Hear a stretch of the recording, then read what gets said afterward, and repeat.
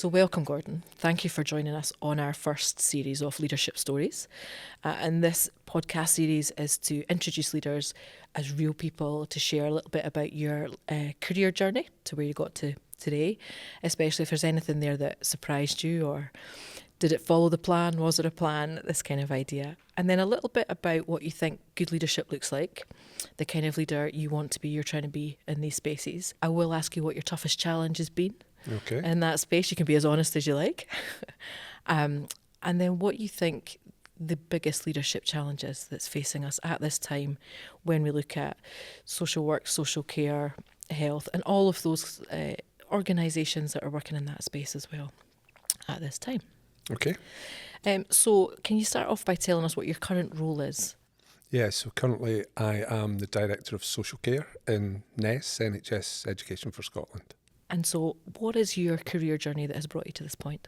Okay, so my background is in social work. I have worked in social work for over 30 years. I qualified here in Edinburgh at Murray House College at a time when social work, or the course there, was probably quite radical, quite politicised. Very much about raising social conscience, about supporting social workers to empower, to challenge, to build social cohesion.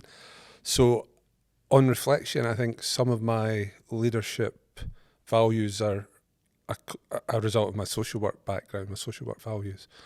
And can I ask, was that aspect of the course what attracted you to it?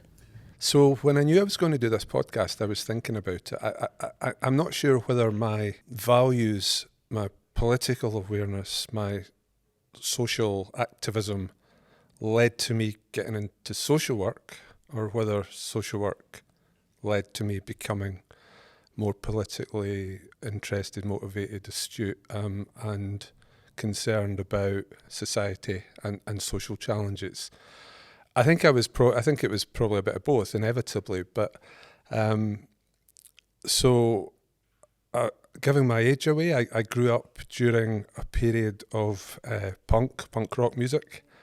So I was connected into some political activity at that point that was about social movements, around about the same time as things like Rock Against Racism was happening, Campaign for Nuclear Disarmament, miners' strike, poll tax protests. So that was in and around the time I was at college, and I was engaged and involved in some of those social movements. The social work piece for me was more so about trying to recognise the potential that individuals have to be the best that they can in the most challenging circumstances they sometimes feel.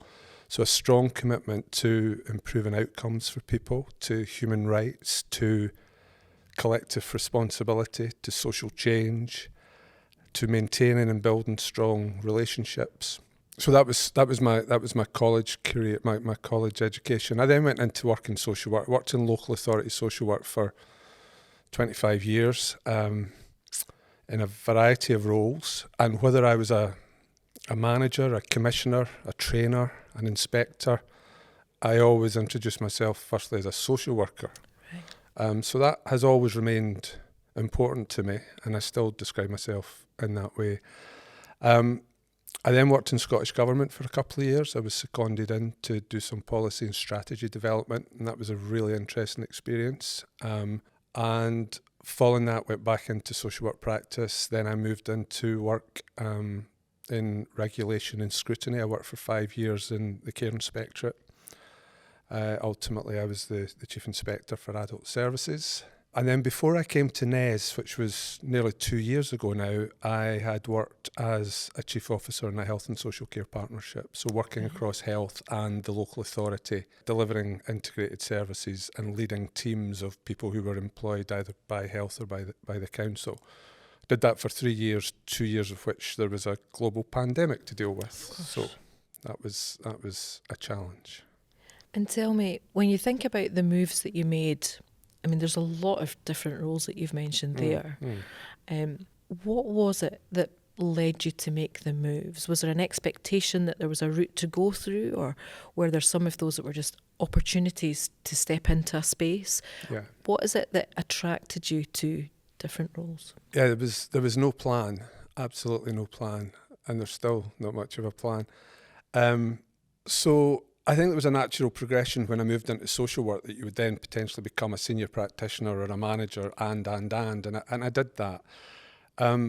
But then, possibly because it was recognised that I had some ability and had something to offer, I was on 2 or 3 occasions invited to apply for jobs, or asked to do a secondment for 3 months that turned into 2 years.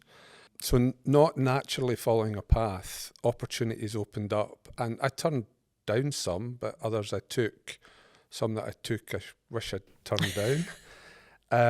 But it's all about learning. And then I think latterly I've been more clear and decisive in saying, well, this is what I'm doing now, and naturally that might be where I want to go next.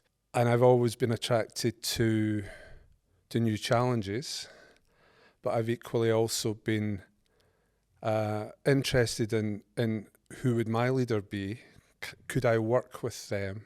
Is this some, would there be a fit in terms of values and ambition? Is this an organisation and a culture that I can align myself to? And certainly that was one of a very strong driver for coming to work in NES. Having worked for most of my career in local government, and at a ripe old age, having been in a local government pension scheme, I had decisions to make. But the culture, the ambition, the people, the professionalism in NES was a draw, and has proven to be a really good choice. So the role in NES is a new role. Yeah.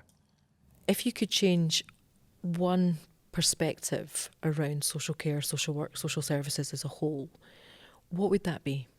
Okay, so I guess probably for me it's about highlighting the value of social work and social care, perhaps to ensure that it has parity with other professions and is recognised for the contribution it makes. There's sometimes a tendency to narrowly define it insofar as it provides a pressure valve for the acute hospital system, if you like, because care at home services and care homes support people to come out of hospital and help address delayed discharge. But social care is much broader than that. And I think when we consider, for example, the Scottish Government's health and wellbeing portfolio and the main work streams around preventative and proactive care and place and wellbeing, social care makes such a contribution to those aspects in terms of keeping people safe and well and active and connected in their local communities. Social care contributes to individual and community resilience and capacity. And social care, in doing so, does take pressure off the health service, but I don't think it's perhaps recognised to the extent that it should be. And I guess that's probably beginning to shift as a consequence of the contribution that social work and social care made during the pandemic, which became more widely recognised, and hopefully through the proposition of a national care service, that will continue to be the case. So thinking then about leadership specifically, what do you think, understanding the context we're now operating in, what does good leadership look like in your view? So for me, I'm thoughtful about this. I think sometimes, unfortunately, you can better identify good leadership when you've experienced bad leadership. Yeah, so I think partly, what I was saying earlier about my social work values, I think that has influenced my leadership approach. And I think it is about recognising the contribution that everyone can make, supporting and empowering people to give the best that they can, being kind and compassionate. I think it's about setting a vision and creating the conditions for people to work together towards that vision. I think I've always taken the view, I think there's something called McGregor's Theory X and Theory Y, and Theory X is that people are not motivated and don't really want to work and can be lazy. And theory Y is that people are self-motivated. They like a challenge. They want to succeed. They want to be the best they can. And I've always subscribed to the view that people are of that ilk, and that people want to give the best of themselves. I think also my leadership values are informed by a recognition that throughout my career I've worked in the public sector, and I think it's a privilege to work in the public sector, to be in public service. I've always been keen to ensure that in whatever role I have been in, as well as reminding myself and telling others that I'm a social worker, I've always been keen to establish how can I make a difference to the lives of people who use health and social care and social work services. I think it's about inspiring. I think it's about trust. I think it's about being respectful. I like discourse and debate. So I think it's about creating the conditions for people to challenge and to feel safe, to be psychologically safe, and to create a culture that enables people to thrive and grow and deliver effective, high-quality services. So what does that require of you as a person in that leadership space? So I don't know. I think as a consequence perhaps of my social work training or as a consequence of the jobs and experiences I've had throughout my career, I think I operate in quite an intuitive, instinctive level. So I don't sit and think, today as a leader, I'm going to do this. I think I just naturally do what I do. And sometimes that's with a fair dose of humility, because I'm now working in the health service and there's lots about clinical work and how the health service operates that I have to learn about.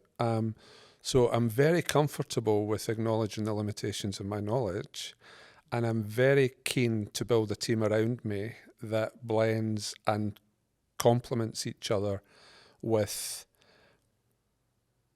both knowledge, skills, but also their approach and values.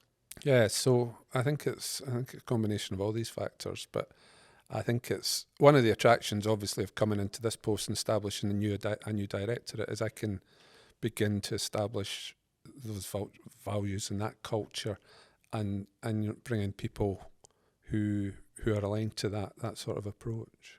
It's a theme that is coming through from these conversations, this idea of being comfortable with, you referred there, with the limitations of your knowledge. Others have mentioned getting to know what I do not know and being okay with that. Do you think that's widely accepted as key for good leadership, or is there still a bit of, as a leader, you should know everything? I'm not sure if it's widely accepted. I think it should be. If I was reflecting on people who I think have exhibited leadership behaviours or behaviours that are probably not good leadership, I think that's because of their sometimes insecurities, that they don't want to admit that they don't know things and they don't have all the answers. And that can lead to quite a command and control approach. I've worked in some organisations where that approach has thwarted debate and discourse. And I think, it can be really difficult to challenge and to... So the example I always use is the idea of the emperor's new clothes. That sometimes you can have a command and control authoritative leader who people might have wanted or felt the need to challenge, but they now know not to, because that isn't accepted in that organisational culture or by that leader. And everyone might tell him and her that that's a really great idea, boss, when maybe what they should be saying is, that's a really good idea, but if we did it this way, do you not think we might get a better outcome? And, I think sometimes that can be really difficult in some situations where leaders are exhibiting, I suppose, authoritative managerialism rather than good, compassionate leadership. And what do you think the costs of that approach or that scenario are? Well, it kind of, for me, then doesn't bring out the best of people. It doesn't create ingenuity, innovation, creativity. It encourages people to survive rather than to thrive. It's oppressive. It probably precludes organisations from being adaptive and forward thinking. It can stifle, and it can cause people to leave, or people can choose not to join because of, the reputation that those teams or organisations can sometimes have. And I mean, I would want to say few and far between. Yeah, so this isn't something that I've got a lot of experience of, but when I have experienced it, I think because I'm describing it to you, that would suggest it has been quite impactful. But not my general experience at all. So I was in private sector finance before coming to this role in NES, and it was a frequent experience in that space. Now, a different sector, different time, but we do know that there are still pockets, and at different levels. It's not necessarily. It's a personal approach to leadership, isn't it?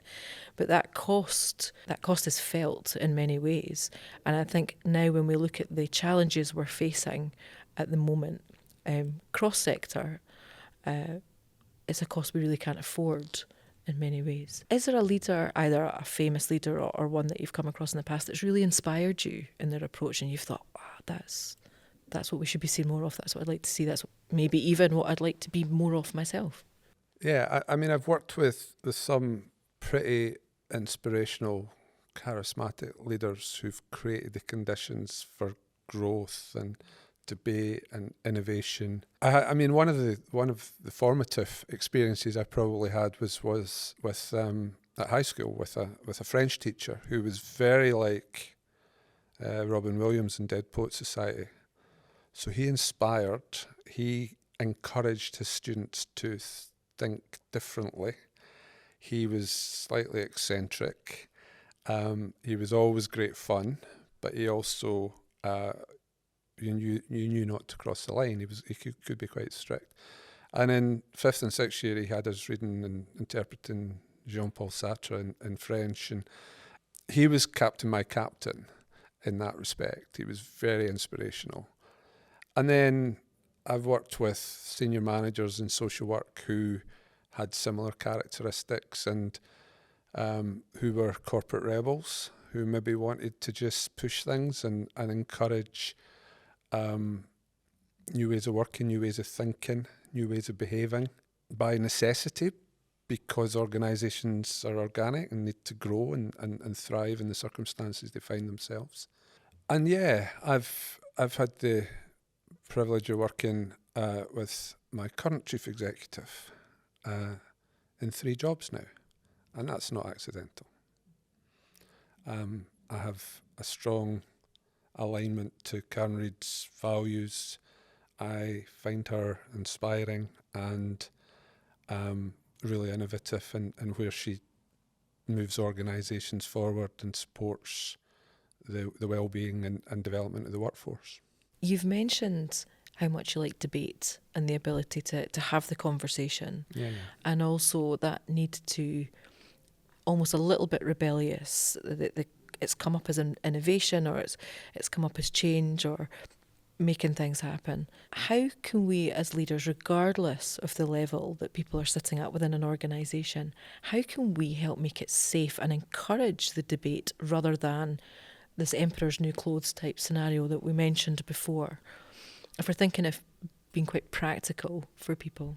I think it's probably about the sorts of cultures we create, how we assess and moderate and develop our cultures in a way that ensures they're compassionate and enabling, progressive, supportive, and how we support individuals to thrive in the circumstances that they experience.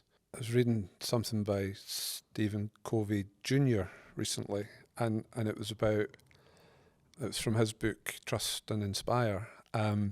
And his father, Stephen Covey of the 7 Habits of Highly Effective People, used to ask his audiences, put your hands up if you have employees who have more enthusiasm and ingenuity and capacity than their job allows them to exercise. And everyone put their hands up. And then he asked them, put your hand up if you're asked to do more with less. And everyone put their hand up. And inevitably he was illustrating the fact that people have got so much potential that is unrealised, and ambition that we need to make sure we're not confining people in the job roles and tasks that sometimes limit. And we tend to do that through lack of time to think about it, lack of time to offer it. Stay busy, and that gets in the way. Mm-hmm. Thinking then about leadership challenges, what's been the toughest leadership challenge for yourself? Emperor's new clothes. So working in an organisation where, as the new guy, I thought it would be okay to say, but. And then I suddenly realised we don't do that here. And the executive team that I was a member of were like, oh, Gordon has just asked a difficult question. He's new, he needs to learn that we've tried previously to ask difficult questions and we've been reprimanded so that's difficult when there's a cloud of dust behind you where your colleagues said they would be. And you feel quite exposed and quite vulnerable. And the bit that was difficult for me was that challenge around, do I go native to survive, or do I hold to my principles and challenge? And I think you find a middle ground, because a direct challenge was never going to... the Emperor thought he or she was dressed in a suit of finely made clothes. And so that's difficult when cultures thwart discussion and debate, because from discussion and debate we can innovate and come up with different solutions, and we can create the conditions to unlock the best of people who might otherwise sit quietly in a meeting but be the person who's got the best ideas. They just need to be supported and encouraged in a way to articulate them. So that's quite difficult. That was about a sort of command and control. That was about someone whose view of the success of the organisation was delivering on very narrow targets and nothing else mattered, and not wanting to be judged by failing to deliver on those targets, rather than building strategic alliances, building a strong, compassionate, collaborative team who might then work more effectively and productively and deliver on those targets and so much more. So yeah, that can be challenging. So operating from a sense of fear, that fear of failure. And yeah. And in that setting, some people left. Other people, I think, probably just found ways to manage that. But that was, I don't think that's leadership. That's managerialism. That's an authoritarian approach to command and control, which is driven by targets. So that's probably quite different. But operating in that context with someone who was my line manager wasn't without challenge. Yeah. How does that impact? I mean, I'm asking generally. We talk a lot now about leadership, culture and well-being in the same sentence, in the same phrase. So we know that health especially, but also the wider sectors, can be very target focused in terms of, what's on the spreadsheets, what's being reported, and how are we doing against that? How's the needle moving or not, and in what direction? Somebody else who's been involved in these conversations has said, the role of the leader is to ask unpalatable questions. And to be brave and to ask those and challenge those. What is the impact, do you think, on the well-being of those when you don't feel you can ask that question, or it's not a culture and environment where the purpose that you have that is driving you to do well for the service, for the people you serve, is not allowed to question, to ask, to debate, to have that discussion? What's the personal impact, do you think, for people generally, if we've got this purpose versus the productivity? Yeah, I mean, it has to be disheartening and demoralising. It has to be probably turn a vacation into a job, a task, rather than an impact and an effective outcome. I mean, I guess some people probably are quite happy and content in that space. I'm doing a good job in delivering something that will demonstrate that we're achieving targets, but I think people generally aspire to do more than that and to grow and to be part of I suppose more dynamic and progressive teams and organisations. So yeah, I think those sorts of challenges would inevitably fall from that sort of behaviour and approach. What do you think is the greatest leadership challenge we're facing at the moment? So the greatest challenge we're facing, I mean, I think there are significant workforce challenges, there's significant financial challenges, so we need to find ways of doing more with less. We need to think about how we can create the conditions for the workforce to be more adaptable. I think there's inevitably a need for us to embrace and anticipate and identify the opportunities that digital and AI solutions are going to bring. I think we're facing significant demographic challenges, so regardless of how effectively we can deliver on digital solutions, we're going to need a human workforce. And given what we know about population and given what we know about increased levels of need and people living longer into old age with sometimes comorbidities and different challenges, we need to work out where we're going to get the future health, social care and social workforce from. And some of that might be internationally. We need to think about what are the opportunities to support inward migration. Certainly within Scotland, that's something that is being supported and considered. It's not without its challenges, challenges being brought from another place. But so I think it's about that. But operating within that context, there's something about how do we create the conditions for people to give the best of themselves. And sometimes targets and very narrow job tasks are mitigate the opportunities for people to demonstrate their creativity and their passion and enthusiasm to take things further. What would you like to see happen over the next few years? What would you like to see change?